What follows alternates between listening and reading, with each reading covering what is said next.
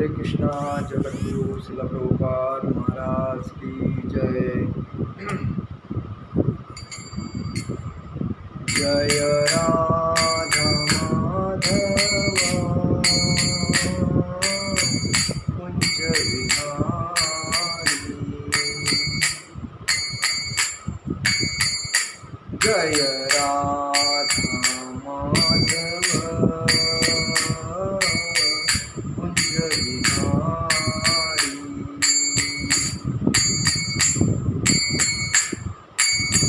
गोपी जनावल्लभा गिरिवरधारी। गोपी जनावल्लभा गिरिवरधारी। यशोदानंदन ब्रज जनरंजन। यशोदानंदन ब्रज जनरंजन। यमुना तीरावनचारी।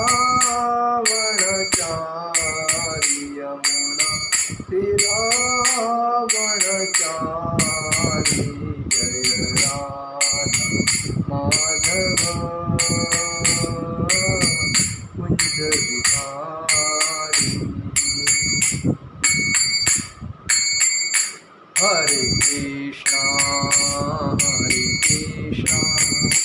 कृष्णा कृष्णा हरे हरे। हरे राम राम राम हरे हरे। हरे कृष्णा कृष्णा कृष्णा हरे हरे। हरे राम राम राम हरे हरे। हरे कृष्णा कृष्णा कृष्णा हरे हरे। हरे राम राम राम हरे हरे। जय ओम विष्णुपाद परमहंस परिव्राजकाचार्य अष्टोत्तर शत श्री श्रीमद भक्ति वेदांत स्वामी शील प्रभुपाद महाराज की जय। जय ओम विष्णुपाद परमहंस परिव्राजकाचार्य अष्टोत्तर शत श्री श्रीमद भक्ति सिद्धांत सरस्वती ठाकुर शील प्रभुपाद महाराज की जय। अनंत कोटि वैष्णव वृंद की जय। नामाचार्य श्री हरिदास ठाकुर की जय। प्रेम से कहो श्री कृष्ण चैतन्य प्रभु नित्यानंद श्री अद्वैत गदाधर श्रीवासादि गौर भक्त वृंद की जय। श्री श्री राधा कृष्ण गोपीनाथ श्याम कुंड राधा कुंड गिरि गोवर्धन की जय। वृंदावन धाम की जय। नवदीप धाम की जय। अयोध्या धाम की जय। तुलसी देवी की जय। वृंदा देवी की जय। भक्ति देवी की जय। समवेद भक्त वृंद की जय। समवेद भक्त वृंद की जय। श्री श्री गुरु गौरांग की जय। आज हम लोग भगवद गीता के ऊपर चर्चा करेंगे। भगवद गीता का भगवान बोलते हैं सर्वधर्मान परित्यज्यम मामेकम शरणम व्रज अहम त्वा सर्व पापेभ्यो मोक्ष विशामि मा शुचो। भगवान क्या बोलते हैं कि ये जो धर्म है, धर्म तो एक ही है। कौन सा है? हिंदू सनातन धर्म, एक ही धर्म है। लेकिन लोगों ने अपने स्वार्थ के लिए कितने धर्म बनाए हैं? बौद्ध धर्म, मुस्लिम धर्म, क्रिश्चियन धर्म और हजारों धर्म बनाए हैं। लेकिन हर आदमी जन्मता है तो प्रथमता किस धर्म में जन्मता है? हिंदू सनातन धर्म में जन्मता है, क्योंकि वही धर्म की रक्षा करने के लिए भगवान युगों युगों से अपना अवतार लेके धर्म की रक्षा करने के लिए आते हैं।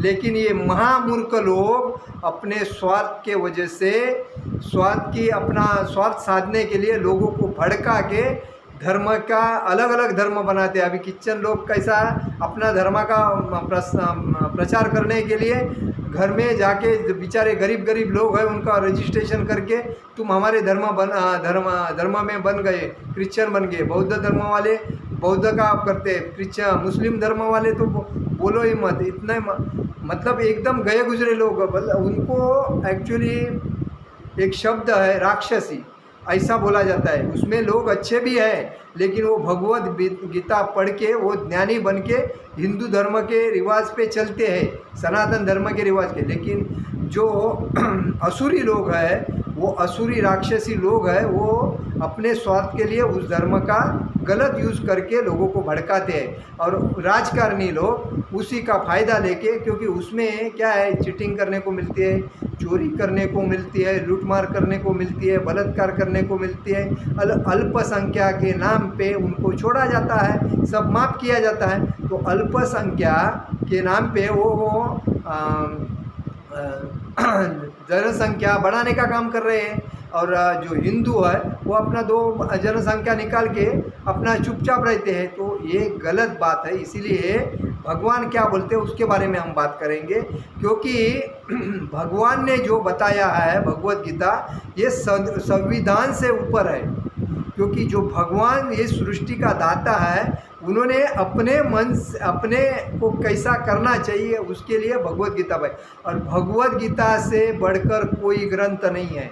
और संविधान से करोड़ों अरबों श्रेष्ठ भगवत गीता है। और इसीलिए भगवत गीता के ऊपर जो ध्यान रख के अगर जो आदमी चलता है, वो किसी को डरने के बारे में ज़रूरत नहीं, डरने की ज़रूरत नहीं। दूसरी ये बात, वो समाज में कोई गलत काम करेगा ही नहीं, क्योंकि उसको भगवान का, वो भगवान को डरेगा। जो भगवान को डरता है वो कोई गलत काम नहीं करता है। लेकिन भगवान को नहीं डरता है, अज्ञान में रहता है, वो हर काम गलत करके फंसता लाइफ में जाता है, और बाद में पुनर्जन्म जन्म पुनर्जन्म मरण इसमें फंसता है। इसीलिए भगवान क्या बोलते हैं उसके ऊपर हम बात करेंगे। सर्वधर्मान् परित्यज्य मामेकं शरणं व्रज, अहं त्वा सर्वपापेभ्यो मोक्षयिष्यामि मा शुचो। क्या बोलते हैं? सर्वधर्मान् परित्यज्य मामेकं शरणं व्रज, अहं त्वा सर्वपापेभ्यो मोक्षयिष्यामि मा शुचो। सर्वधर्मान् म्हणजे समस्त प्रकार के धर्म, परित्यज्य म्हणजे त्याग कर, माम म्हणजे मेरी, एकम म्हणजे एकमात्र, शरणम म्हणजे शरण में, व्रज म्हणजे आओ, अहम म्हणजे मैं, त्वाम म्हणजे तुमको, सर्व म्हणजे समस्त, पापेभ्यो म्हणजे पाप से, मोक्षयिष्यामि उद्धार करूँगा, माँ म्हणजे मत, शुचु म्हणजे चिंता करो। समस्त प्रकार के धर्मों का परित्याग करो और मेरी शरण में आओ, मैं समस्त पापों से तुम्हारा उद्धार कर दूंगा। भगवान क्या बोलते हैं? सभी प्रकार के धर्म का, समस्त प्रकार के धर्मों का परित्याग करो और मेरी शरण में आओ, और मैं समस्त पापों से तुम्हें मुक्त कर दूंगा, उद्धार कर दूंगा, और डरो मत, मैं तुम्हारा रक्षण करूंगा। भगवान ने अनेक प्रकार के ज्ञान तथा धर्म की विधियां बताई है। परब्रह्म का ज्ञान परमात्मा का ज्ञान है। अनेक प्रकार के आश्रमों तथा वर्णों का ज्ञान, संन्यास का ज्ञान, अनासक्त इंद्रिय तथा मन संयम ध्यान का आदि ज्ञान है। मन संयम, ये ध्यान करने से मन संयम होता है, वो ज्ञानी मानुष ही कर सकता है। उन्होंने अनेक प्रकार से नाना प्रकार के धर्मों का वर्णन किया है। अब भगवद गीता का सार प्रस्तुत करते हुए भगवान कहते हैं कि अर्जुन, अभी तक बताई गई सारी विधियों का परित्याग करके अब केवल मेरी शरण में आओ। इस शरणागति से वह समस्त पापों से बच जाएगा, क्योंकि भगवान स्वयं उसकी रक्षा का वचन देते हैं। 7वें अध्याय में यह कहा गया है कि वही कृष्ण की पूजा कर सकता है जो सारे पापों से मुक्त हो गया हो। इस प्रकार कोई यह सोच सकता है कि समस्त पापों से मुक्त हुए बिना कोई शरणागति नहीं पा सकता। ऐसे संदेह के लिए यहाँ कहा गया है कि कोई समस्त पापों से मुक्त न भी हो तो केवल श्री कृष्ण के शरणागत होने पर स्वतः मुक्त कर दिया जाता है।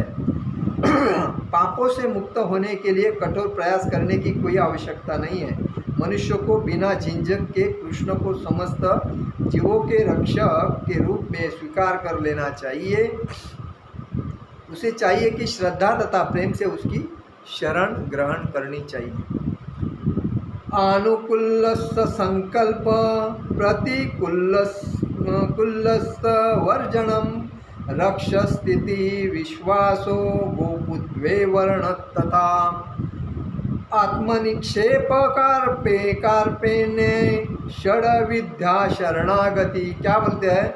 भक्ति योग के अनुसार मनुष्य को वही धर्म स्वीकार करना चाहिए जिससे अंततः भगवत भक्ति हो सके। समाज में अपनी स्थिति के अनुसार कोई एक विशेष कर्म कर सकता है, लेकिन यदि अपना कर्म करने के कोई कृष्ण भावनामृत तक नहीं पहुंच पाता तो उसके सारे कार्यकलाप व्यर्थ हो जाते हैं। देखिए बताया, जिस कर्म से कृष्ण भावनामृत की पूर्णावस्था न प्राप्त हो उससे बचना चाहिए।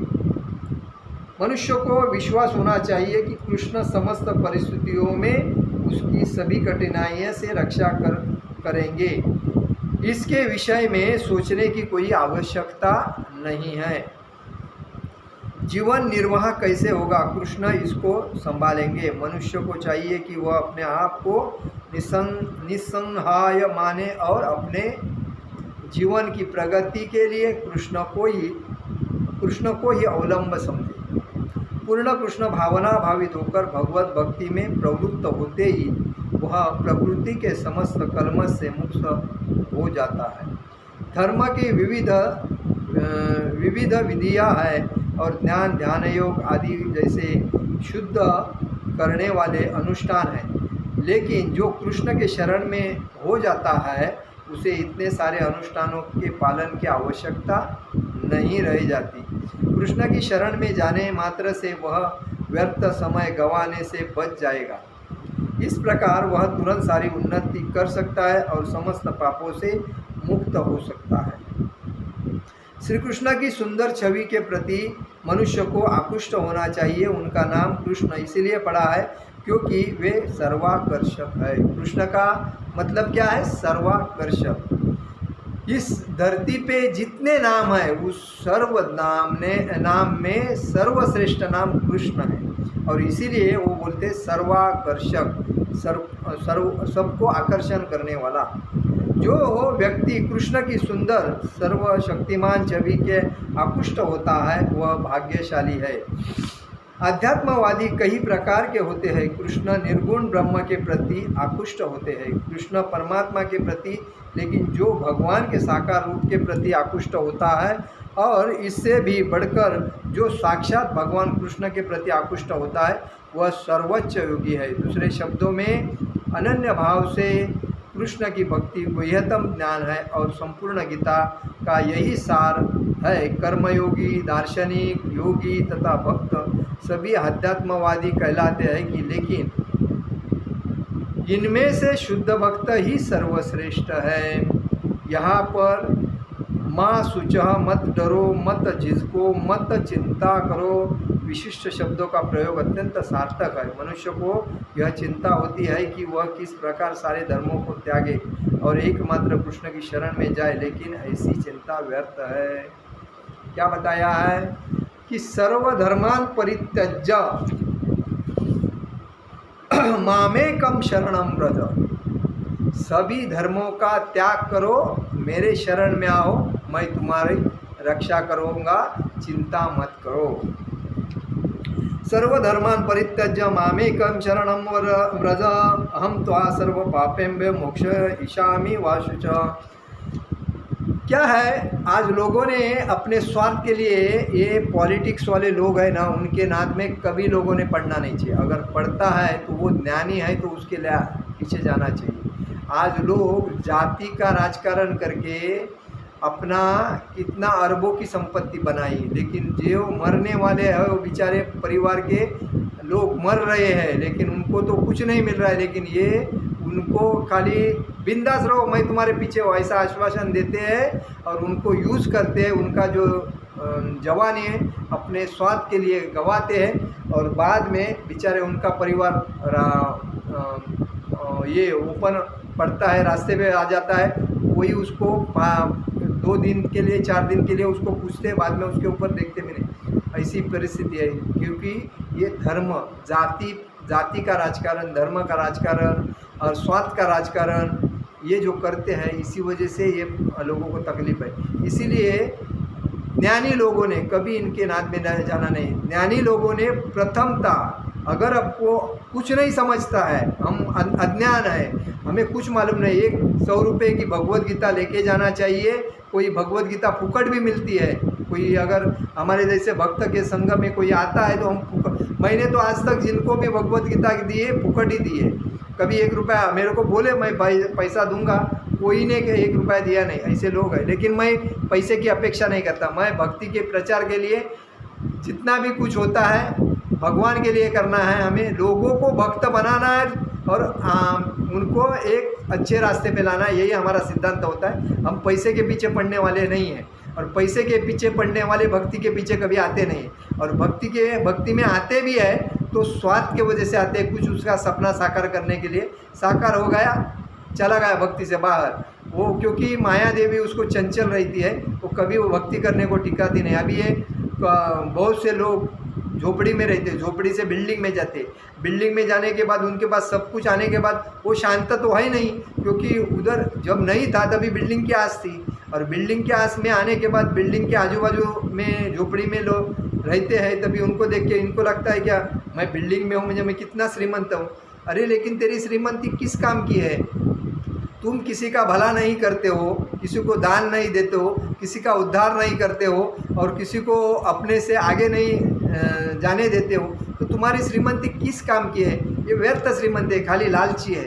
तो ऐसे लोगों को कभी भी स्वार्थ रहता है, ये स्वार्थ की वजह से, और उनकी मतलब तृप्ति कभी नहीं होती। अभी मैं ऐसा भी सुना है, मैं देखा हूँ, 5-5, 6-6 भाई रहते हैं, और उसमें एक ज्ञानी होता है, उसको पैसा वैसा सब कुछ होता है, लेकिन वो 5 भाई को सपोर्ट नहीं करता है। क्यों नहीं करता है? क्योंकि उसको लगता है, परसों ही मैंने देखा, उसको लगता है मेरे को पेंशन आ रही तो मेरे जो गरीब भाई हैं उनसे मैं आगे बढ़ूं और उनसे आगे कुछ करूं तो लोग मेरा नाम करेंगे, मेरे बाल बच्चों को ज़्यादा मतलब सपोर्ट करेंगे, मानेंगे, और गरीब को नहीं मानेंगे। मतलब ये मेंटेलिटी भक्ति में आने के बाद भी लोगों में है। तो इसका मतलब ये स्वार्थी और लालची कभी शांत नहीं रहेंगे। तो कभी भी अपना अगर लोगों को इतना समझना चाहिए, मेरे बच्चे कमा रहे हैं, मेरा पैसा आ रहा है, तो मेरा पैसा कोई गरीब का बच्चा नहीं पढ़ रहा है उसको पढ़ाई में दे दो, कोई गरीब के घर में खाना पीना का प्रॉब्लम है उसको खाना पीना दे दो, किसी के घर में कोई रोज़गार नहीं है उसको रोज़गार लगा के दे दो। ऐसे काम करने से उसका भला करेगा। तुम्हारा पैसा पेंशन आ रही है बैंक बैलेंस में, किस काम का है? तुम आए थे खा लिया, जाओगे खा लिया, पीछे वाला आदमी तुम्हारा खाएगा। उससे बेटर दूसरे का भला करके अगर जाओगे तो तुम्हारा बाल बच्चा अपने लिए खुद कमाएगा, लेकिन दूसरा भी सुखी होने के बाद तुम्हारा आत्मा शांत होएगा, तुम्हारे को आशीर्वाद मिलेगा। और इसीलिए कभी भी आदमी ने लालच नहीं करना चाहिए और स्वार्थी नहीं बनना चाहिए।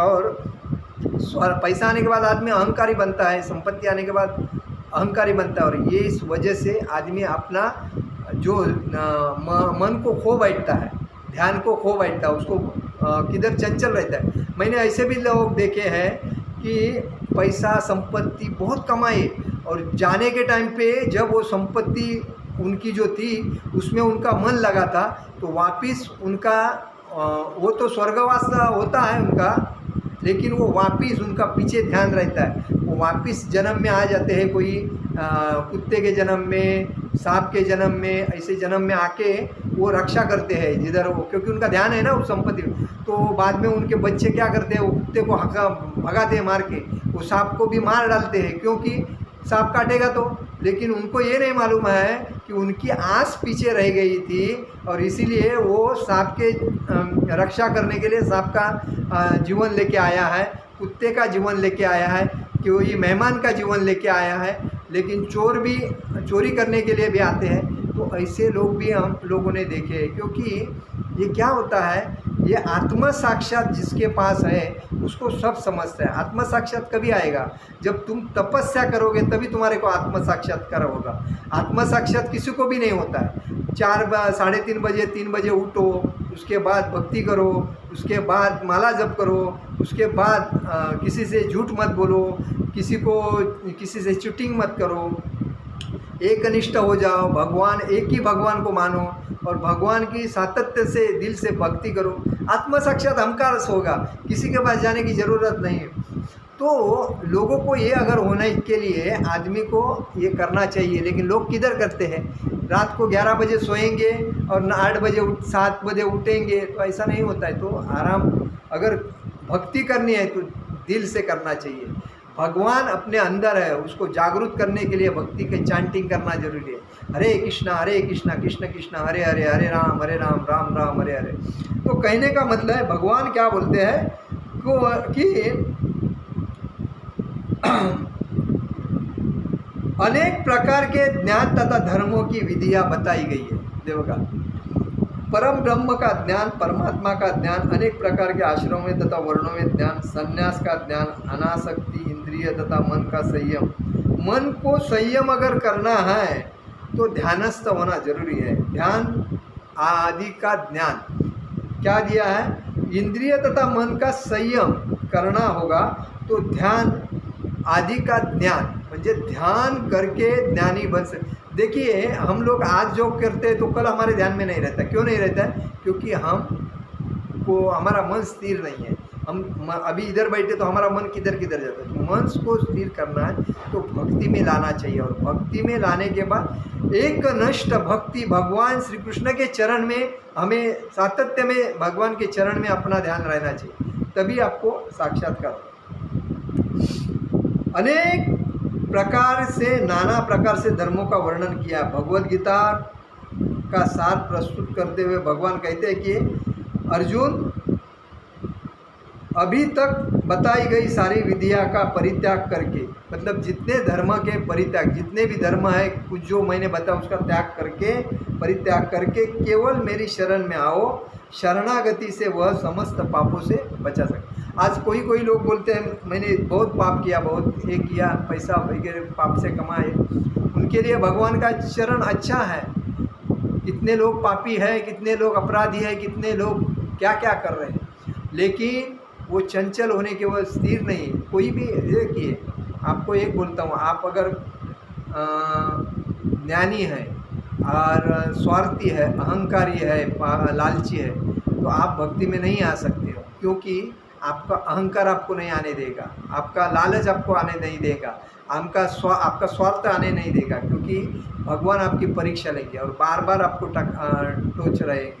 टोचते रहेंगे। तो वो हिसाब से आप चल भी चलो के वापस निकल जाए। कितने लोग ऐसे कृष्ण भक्ति में आए, लेकिन उनका बाद में, और भगवान परीक्षा लेते ही है अपने भक्त की, और भक्ति में परीक्षा लेने के बाद, पास होने के बाद भगवान उसको सब कुछ देते हैं, लेकिन पहला उसका सब कुछ लॉस करते हैं, उसका निकाल के लेते हैं। जब तुम्हारे पास है, तुम्हारे ईमानदारी का है, बेईमानी का है, सब तुम्हारा निकाल के लेंगे, खाली करेंगे, और जब परीक्षा में पास होने के बाद आपको सब कुछ देंगे। तो ऐसे है भगवान। तो इसीलिए, लेकिन बहुत दयावान है, सबसे दयावान तो कृष्ण ही है, उससे दयावान कोई नहीं है भक्ति में। और भगवान एक ही है, कृष्ण ही तो भगवान है, उसके बाद कोई नहीं है। तो इसीलिए वो क्या बोलते हैं कि मनुष्य को बिना झिझक के कृष्ण को समस्त जीवों के रक्षक के रूप में स्वीकार करना चाहिए। भक्ति करने से, मैं वो बापू की भक्ति कर रहा हूँ, मैं बाबा की भक्ति कर रहा हूँ, वो इसकी भक्ति कर रहा हूँ, ऐसा उस धर्म की बात। कोई लोग किसी को भी अपने मंदिर में लगा देते हैं फोटो, और भक्ति में अगरबत्ती घुमाते रहते हैं। क्या है उससे? क्या होएगा? खुर्ची के लिए, लोग खुर्ची के लिए किसी को भी भगवान मानते हैं। और लोगों को लगता है मेरे पास पैसा आने के बाद कितना मैं श्रीमंत होगा, अब सब कुछ करें। जिनके पास पैसा है उनको जाके पूछो उनकी हालत क्या है। जब तुम्हारे पास नहीं था तो तुम सुखी था, जब आता है ना तो तुमको सोने को भी नहीं देता है, क्योंकि लक्ष्मी इतनी चंचल है, किसी को सुखी नहीं देती है। तो एक कहने का मतलब यही है कि इसीलिए भगवान बोलते हैं मेरे ऊपर श्रद्धा तथा प्रेम से उसको शरण ग्रहण करना चाहिए। मेरी उसको श्रद्धा से और प्रेम से शरण ग्रहण करना चाहिए। मनुष्य को वही धर्म स्वीकार करना चाहिए जिससे अंततः भगवत भक्ति हो सके। मतलब हम लोग भगवत भक्ति से ही पहले आए थे। लाखों करोड़ों हमारे जन्म ऐसे में किसमें 84 लक्ष योनि में गए, लेकिन मनुष्य के 4 लाख जीवन ये है जीवन है। तो उस जीवन में सब प्राणी 84 लक्ष योनि में 4 लाख योनि मनुष्य के। तो उसमें जब हम आए हैं तो हमारा फर्ज बनता है कि हमें वापस किधर जाना है, जिधर से आए थे उधर जाना है। हम आए थे किधर से, भगवत धाम से, तो वहाँ वापस पहुँचना। तभी हमको पुनरस जन्म पुनरस मरना इसमें आने की कोई ज़रूरत नहीं। लेकिन ये माया ये भगवान का बाह्य रूप है, अंतरा शक्ति नहीं, बाह्य शक्ति है। तो बाह्य शक्ति में ही हम लोग घुमाए रहते हैं।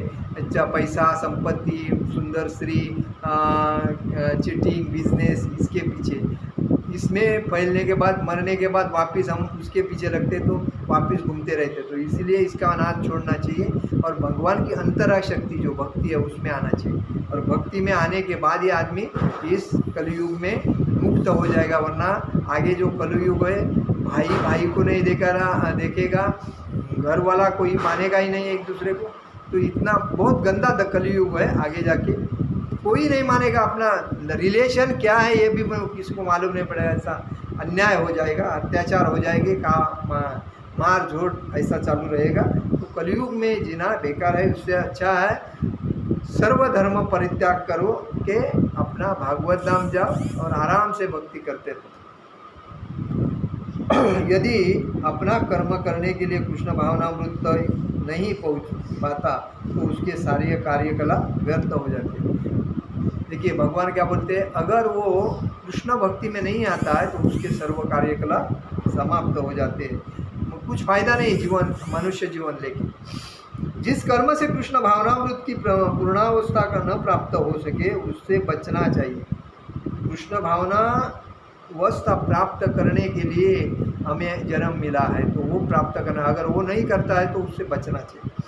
मनुष्य को विश्वास होना चाहिए कि कृष्ण समस्त परिस्थितियों से उसकी सभी कठिनाई से रक्षा करेंगे। मनुष्य को, आदमी को ये विश्वास होना चाहिए कि मैं भक्ति भगवान की कर रहा हूँ तो भगवान मेरी सब रक्षा करेंगे। कितने लोग हैं भगवान के ऊपर सब कुछ त्याग करके भगवान के भक्ति में आते हैं, भगवान उनकी रक्षा करते हैं। तो ऐसे बात भगवान कठिनाई में रक्षा करेंगे, ये विश्वास होना चाहिए। सोचने की कोई आवश्यकता नहीं जीवन निर्वाह कैसे होगा, कृष्ण इसको संभालेंगे। कोई विचार करना नहीं चाहिए कि मेरा कल क्या होगा। लेकिन स्टार्टिंग में तो सब चीज़ में तकलीफ होती है। बच्चा पैदा होता है तो भी उसको, माँ को बहुत तकलीफ होती है। जब एक बार बच्चा पैदा होने के बाद तकलीफ निकलने के बाद जब बच्चा बड़ा होता है तो माँ की तकलीफ उसको याद थोड़ी आती है, वो बच्चे के ऊपर ध्यान देते। तो ऐसा ही है भगवत भक्ति में, भगवान की भक्ति करने के टाइम पे तकलीफ आएगी तो उसको सहन करके एक बार भक्ति में चलने के बाद वो इधर उधर नहीं जाना चाहिए, स्ट्रेट चलना चाहिए भक्ति में। और भक्ति में आता है तो बाद में उसको मालूम पड़ेगा कि भगवान उसके साथ में है, सपोर्ट में है, भगवान उसकी रक्षा कर रहे हैं। मनुष्य को चाहिए कि वह अपने आप को निस्सहाय माने। निस्सहाय मतलब किसी के सहाय नहीं, निस्सहाय माने। अपने जीवन की प्रगति के लिए कृष्ण को ही अवलंबक समझे। दूसरे किसी को मानना नहीं चाहिए, खाली एक कृष्ण को ही मान के चलना चाहिए। कृष्ण भावना भावित होकर भगवत भक्ति में प्रवृत्त होते ही प्रकृति के समस्त कलम से मुक्त हो जाता है। देखिए कृष्ण भावना भावित होने के बाद उसके जितने भी तकलीफ है, जितने उसके पीछे कांडी करने वाले जो भी थे, वो ऑटोमेटिक वो अपने ऊपर ही मतलब जो जिसका बुरा करता है वो ऑटोमेटिक उसके ऊपर ही गिर जाता है। आज मैंने बहुत से कोकन में देखे हैं जो अपना स्वार्थ साधने के लिए, दूसरे की बुरा करने के लिए किसके पास जाते हैं और क्या क्या करते हैं। बैगन लाते हैं, दरवाजे पे बांधते हैं और उसके बाद में अपना बच्चा आगे जाना चाहिए इसके लिए अपने बच्चे के लिए देखेंगे, भाई के बच्चे के लिए देखेंगे ना। ऐसे कितने लोग हैं आपस में ज़मीन की वजह से झगड़ेंगे, एक दूसरे को मार डालेंगे, लेकिन उसका कुछ फ़ायदा नहीं। लेकिन ये तात्पुरता क्यों करते हैं? स्वार्थ या अहंकार की वजह से। तो भगवान यही बोलते हैं कि कृष्ण भावना भावित होकर भगवत भक्ति में प्रवृत्त होते ही वह प्रकृति के समस्त कलमश से मुक्त हो जाता है। धर्म की विविधा ये है, ज्ञान, ध्यान योग आदि जैसे शुद्ध करने वाले अनुष्ठान है, लेकिन कृष्ण के शरणागत हो जाते हैं उसे इतने सारे अनुष्ठानों के पालन की आवश्यकता। देखिए, कृष्ण भक्ति में जो आता है उसको किसी अनुष्ठानों की पालन करना कोई ज़रूरत नहीं है। ध्यान योग की, शुद्ध करने की, अनुष्ठान करने की कोई जरूरत। खाली कृष्ण भक्ति सबसे श्रेष्ठ भक्ति है। इसीलिए कहा जाता है कृष्ण का दास बिंदास और माया का दास उदास। जो पैसे के पीछे पड़ा है दिन रात उसको टेंशन है, और जो भक्ति के पीछे पड़ा है कृष्ण के उसको कोई टेंशन नहीं है। खाली मंत्र जपो, माला जपो और अपना प्रसाद ग्रहण करो, आनंद से रहो, प्रसन्न मुद्रा। लेकिन जो कृष्ण को शरणागत हो जाता है उसे इतने सारे अनुष्ठान करने की आवश्यकता नहीं है। कृष्ण की शरण में आने मात्र से वह व्यर्थ समय गंवाने से बच जाएगा। मतलब जो देखिए, हमारा टाइम इतना मौल्यवान है कि हम हमारे जो नियति ने हमें जो टाइम दिया है, ये 50 साल दिया है, 70 साल दिया, 80 साल दिया, जो भी टाइम, उससे हम एक सेकंड भी आगे नहीं जी सकते हैं, ये याद रखना चाहिए। और वो उसके वजह से एक एक सेकंड, एक एक मिनट, एक एक घंटा, एक एक दिन, एक एक महीना, एक एक साल हमारे लिए कितने महत्वपूर्ण है वो ख्याल करना चाहिए हमें। तो इसीलिए वो व्यर्थ गंवाना अगर है नहीं चाहिए तो हमें कृष्ण भक्ति करनी चाहिए, तभी हम सभी समस्त पापों से मुक्त हो सकते हैं। श्री कृष्ण की सुंदर छवि के प्रति मनुष्य को आकृष्ट होना चाहिए। उनका नाम कृष्ण इसीलिए पड़ा है क्योंकि वो सर्वाकर्षक है। देखिए, इस नाम में सबसे श्रेष्ठ नाम कृष्ण है, और कृष्ण से श्रेष्ठ नाम कोई नहीं है। और इसीलिए जिसका नाम कृष्ण है वो आकर्षक है। श्याम सुंदर कृष्ण, ये जो आकर्षण, कृष्ण बोलेगा तो आकर्षण, और इस आकर्षण में आदमी आके भक्ति करना चाहिए, विलीन होना चाहिए, नाचना चाहिए, गाना चाहिए, आनंद भोगना चाहिए, तभी उसका मन प्रसन्न रहे। और इसीलिए कृष्ण को सर्वाकर्षक बोलते हैं, सर्वाकर्षक। जो व्यक्ति कृष्ण की सुंदर सर्वशक्तिमान छवि के आकृष्ट होता है वह भाग्यशाली है। जो कृष्ण भक्ति में है वही भाग्यशाली है। कृष्ण के बिना जो भक्ति करता है किसी बापू, वो भाग्यशाली नहीं है। वो खाली पुनरत जन्म पुनरत मरण इस चक्कर में फंसा पड़ा रहेगा। खाली वो स्वार्थ के लिए, फायदे के लिए किसी किसी के पीछे लगता रहेगा। इसीलिए कृष्ण भक्त है, भाग्यशाली भक्त है। अध्यात्मवादी कई प्रकार के होते हैं। कुछ निर्गुण ब्रह्म के प्रति आकृष्ट होते हैं, कुछ परमात्मा के प्रति होते हैं, लेकिन जो भगवान के साकार रूप के प्रति आकृष्ट होता है, इससे बढ़कर जो साक्षात भगवान कृष्ण के प्रति आकृष्ट होता है वह सर्वोच्च योगी है। सर्वोच्च योगी कौन है? जो कृष्ण का जो भक्ति है वही सर्वोच्च योगी है। बाकी का कोई किसी की भक्ति करता है वो योगी नहीं ना भक्त है, खाली वो स्वार्थी है। दूसरे शब्दों में अनन्य भाव के कृष्ण की भक्ति बेहतम ज्ञान और संपूर्ण गीता का सार है। कर्मयोगी, दार्शनिक योगी तथा भक्त सभी अध्यात्मवादी कहलाते हैं, लेकिन इनमें से शुद्ध भक्त ही सर्वश्रेष्ठ है। शुद्ध भक्त कौन है? कृष्ण का भक्त ही शुद्ध और सर्वोच्च भक्त है। यहाँ पर सूच मत डरो, मत झिझको और मत चिंता करो। भगवान क्यों बोलते हैं मत झिझको, मत डरो और मत चिंता करो? क्योंकि तुम मेरी भक्ति करते हो तो मैं तुम्हारी रक्षण करूँगा, मैं तुम्हारा रक्षण करूँगा। ये भगवान वचन देते हैं। और इसीलिए कृष्ण भक्ति हमें करनी चाहिए। कृष्ण के सिवाय किसी की भक्ति नहीं चाहिए। कोई अगर कृष्ण भक्ति में आता है, आहिस्ता आहिस्ता क्या होता है कि हमें जब भक्ति का मार्ग नहीं मिलता है तब हम लोग बोलते हैं अरे कृष्ण के भक्ति में कैसे जाएंगे। तो कृष्ण के जो मंदिर रहते हैं उस मंदिर में जाके भक्तों के संगति में बैठना चाहिए, उनके साथ बात करना चाहिए, उनको बताना चाहिए कि मुझे भक्ति करना चाहिए। तो वो अपने गुरु से मिलाते हैं, गुरु से मिलाने के बाद में हमें चांटिंग माला देते हैं तो चांटिंग करना चाहिए, सुबह उठना चाहिए, मांस मच्छी मटन दारू अंडी परस्त्री संभोग इस 6 चीज़ से गुटखा ये जो है तंबाकू वगैरह ये नहीं खाना चाहिए। और शुद्ध बनने के बाद तुम भक्ति में आ सकते हो। जब तुम मांस मच्छी मटन खाओगे तो भक्ति नहीं कर सकते, क्योंकि तुम जिसका मटन खाओगे अगले जन्म में वो तुम्हारा मटन खाने वाला है, तो तुम्हारे को चिंता रहेगी। तो मांस मच्छी मटन खाने से भक्ति नहीं होती है। तो दूध के पदार्थ और वेजिटेरियन पदार्थ खाने के वजह से आत्मा शुद्ध होता है, मन शुद्ध होता है, भक्ति में तरक्की होती है। इसलिए भक्ति करनी है तो कृष्ण भक्ति करनी है, अन्यथा दूसरे की भक्ति नहीं करना चाहिए। और कृष्ण भक्त ही सबसे श्रेष्ठ भक्त है, सर्वोच्च भक्त है, भाग्यशाली भक्त है। और इसीलिए मेरा कहने का मतलब है आप लोग कृष्ण की भक्ति करो, अन्यथा किसी की भक्ति मत करो, क्योंकि कृष्ण भक्ति में आपको भागवत धाम जाने का सोपा मार्ग मिलता है। नहीं तो आपको किसी की भक्ति करके अपने लाइफ का पूरा टाइम वेस्ट करके आपको पुनर्जन्म जन्म पुनर्जन्म मरण ये चक्कर में फंसना पड़ेगा और अपना जीवन व्यर्थ हो जाएगा। इसीलिए मैं कहता हूँ कृष्ण भक्ति सर्वोच्च भक्ति है, कृष्ण भक्ति करो, आनंद से जियो और अपना मंत्र बोलते रहो, हरे कृष्णा कृष्णा कृष्णा हरे हरे, हरे राम राम राम हरे हरे। जगत गुरु श्रील प्रभुपाद महाराज की जय, परम पूज्य लोकनाथ स्वामी महाराज की जय, निताई गौर प्रेमानंदे, हरि हरि बोल।